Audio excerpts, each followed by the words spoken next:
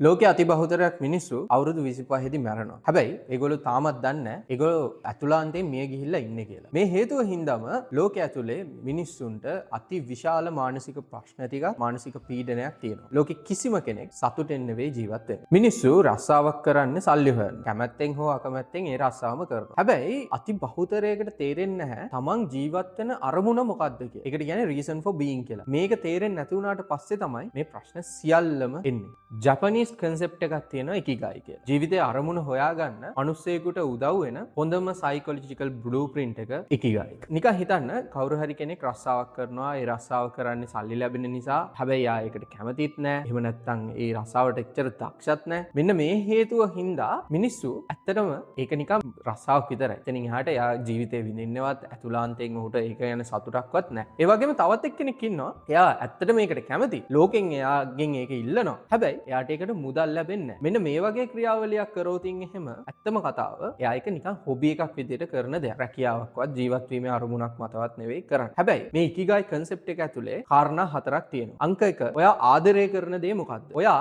මේ දේට ඇත්තටම දක්ෂයිද? ඔයාගෙන් ලෝකෙ බලාපොරොත්තු වෙන දේ මොකද්ද? ඔයා කරන මොන හරි දෙයකින් ඔයාට මුදල් උපයන්න පුළුවන්ද? කවුරු හරි මිනිස්සෙකුට මෙන්න මේ හතර මැද තියෙන ස්වීට් ස්පොට් එක හම්බුනොත් එතනින් පස්සේ එයා ජීවත් වෙන්න පටන් ගන්නවා. එයා යාගේ ජීවිතයේ අරමුණ හොයාගත්තා වෙනවා. මේක තමයි ජපනීස් ඉකිගයි කන්සෙප්ට් එක. Tamanට අයිති නැති රේස් එකක අමාරුවෙන් දුවන්න නැතුව සර්කස් එක නිකන් ඉත්තෙක් වගේ අර ලෝකෙට පේන්න සර්කස් නටන්න නැතුව තමන්ගේ ජීවිතේ අරමුණ හොයාගෙන ගමනක් යනවනම් ඉකිගයි ෆලෝ කරන්න. මේක මම ලස්සනට මැප් අවුට් කරලා දුන්නා ඕගොල්ලොන්ට බලා ගන්න. ඒ නිසා මේ වෙලාවේ ලොස්ට් කියලා හිතන කාට හරි කෙනෙකුට තමන්ගේ ජීවිතේ අරමුණ හොයාගන්න බැරි කෙනෙකුට මේක ෂෙයා කරන්න.